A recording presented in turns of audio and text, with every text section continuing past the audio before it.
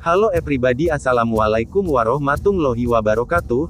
Apa kabar semua? Semoga kalian selalu diberikan kesehatan. Untuk kalian yang baru saja menemukan channel ini, bantu Mimin untuk mengembangkan channel ini dengan cara like, comment, and subscribe.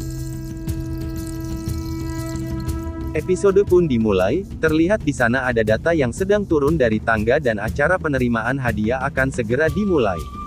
Sementara saat itu Kala sedang memikirkan tentang badi apa yang sedang disembunyikannya. Di waktu yang bersamaan datang seorang lelaki datang membawakan manisan untuk data. Dia lalu berkata, aku sengaja membawakan manisan ini karena kau telah membantu adiknya. Setelah lelaki tadi pergi kemudian giliran Baji yang terlihat menawarkan manisan kepada data dan yang lain. Salah satu tamu pun memakannya dan ia pun pingsan. Data dan yang lainnya pun mengurungkan untuk memakan manisan itu. Mereka memperhatikan tamu yang jatuh pingsan karena memakan manisan tadi. Baji saat itu berusaha menyadarkannya, tetapi tamu itu sudah meninggal. Baji kemudian melihat sisa manisan yang telah dimakan tadi, kemudian Baji menunjukkannya kepada data. Kemudian data melarang tamu-tamunya untuk memakan manisan itu. Kemudian data pun terlihat sangat marah dan menyuruh Baji untuk mencari lelaki tadi. Kemudian Baji dan anak buahnya bergegas untuk pergi. Kemudian data menekukkan kedua tangannya dan meminta maaf yang sebesar-besarnya kepada para tamu yang sudah hadir. Kemudian para tamu pun undur untuk pamit. Setelah itu mereka menunggu kedatangan Bajirao, kemudian tak selang lama Baji pun muncul dan ia berkata kepada data bahwa lelaki itu tidak bisa mereka temukan. Kemudian Baji pun berjanji kepada data bahwa ia akan berusaha mendapatkan lelaki tadi dan kemudian akan membawanya ke hadapan data. Sementara di lain sisi, terlihat Kala Jengking sedang berada di kamar bersama adik-adiknya.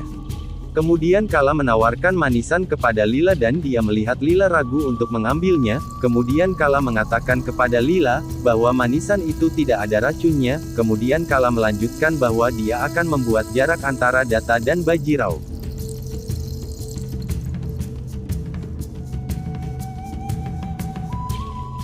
Sementara itu terlihat Gampat Tem yang baru saja pulang dengan keadaan mabuk. Saat itu dia bergegas menuju kamar data dan dia membuka pintunya dengan sangat kuat. Saat itu data pun sangat terkejut melihat kedatangan Gampat. Gampat pun mulai mengatakan bahwa Nakusa adalah penipu besar dan kemudian ia melarang data untuk menikahi Nakusa. Kemudian saat itu data pun menghampirinya. Gampat kemudian menekukkan kedua tangannya dan dia mengatakan bahwa Nakusa itu sebenarnya sangatlah cantik. Kemudian data pun kesal dan data pun menodongkan pistol kepada Gampat. Gampat kemudian saat itu tersungkur. Naku yang tiba-tiba muncul kemudian ia berteriak memanggil ayahnya.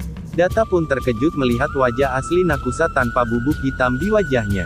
Naku kemudian bertanya, mengapa kau melakukan semua ini kepada ayahnya?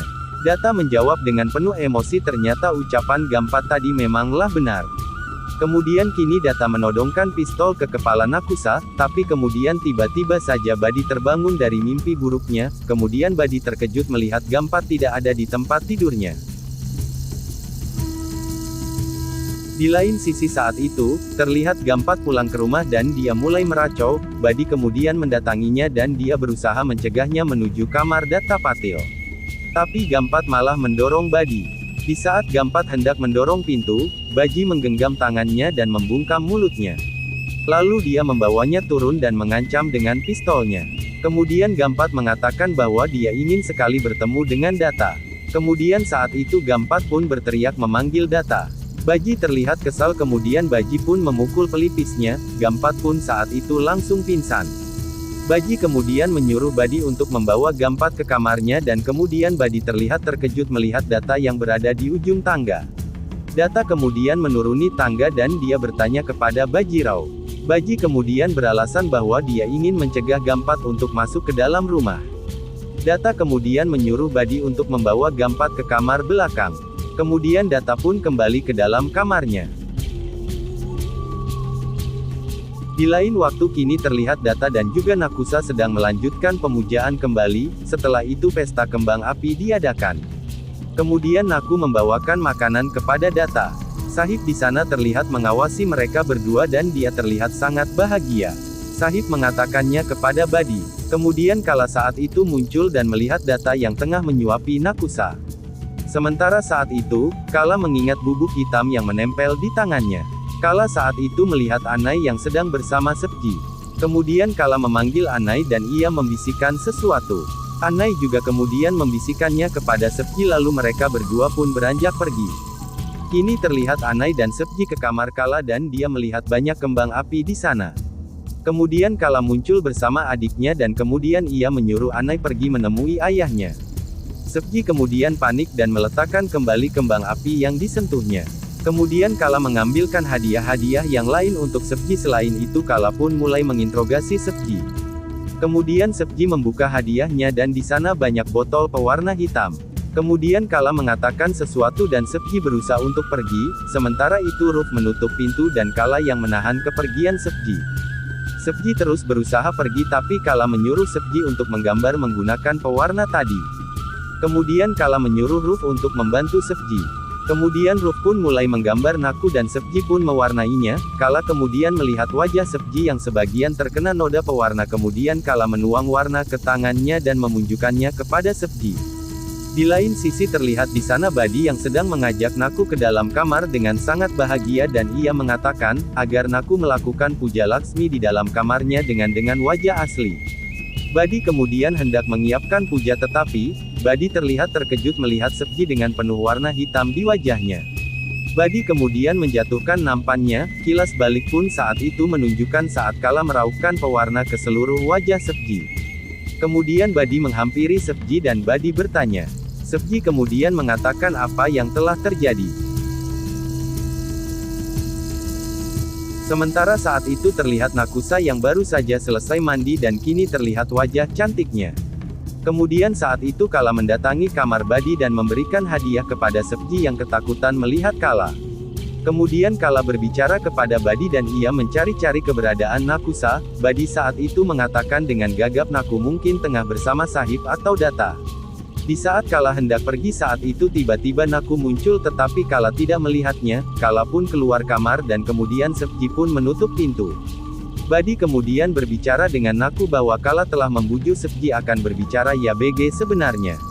Kemudian Naku mengatakan kepada Badi bahwa ia akan mengatakan pada Data sebelum yang lain mengatakannya. Beberapa saat kemudian Naku pun mulai melakukan puja dengan jendela terbuka dan ia tidak menggunakan bubuk hitamnya. Kala pun melintas dan ia pun melihat Naku dari arah belakang jendela. Kala saat itu pun bersembunyi di balik tirai dan dia mengintai Nakusa. Nakusa kemudian membalikkan badan dan berjalan ke arah jendela untuk memasang dia. Sontak saja saat itu Kala terlihat terkejut bukan main melihat wajah asli Naku.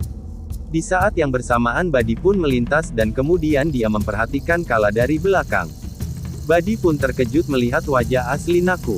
Badi beranjak pergi tapi tanpa sengaja tangannya menyenggol dia dan dia itu pun jatuh menyambar tirai. Api saat itu mulai membakar tirai dan Kala pun belum menyadarinya. Badi melintas dan kemudian mengajak Kala untuk pergi. Sementara saat itu terlihat Sahib dan Lika yang sedang bertanya kepada Kala yang masih tertegun kemudian Kala menatap Naku yang sudah kembali memakai bubuk hitam. Badi mengatakan sesuatu tetapi Kala masih saja menatap Naku.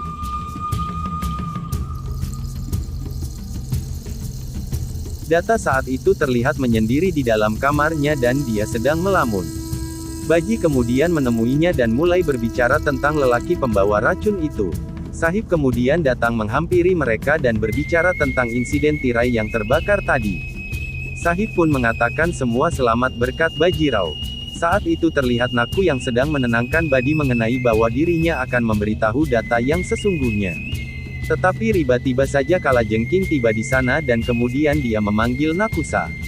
Kemudian Kala berbicara bahwa Kala membenci wajah cantik dan pasti dia tidak akan menikahinya.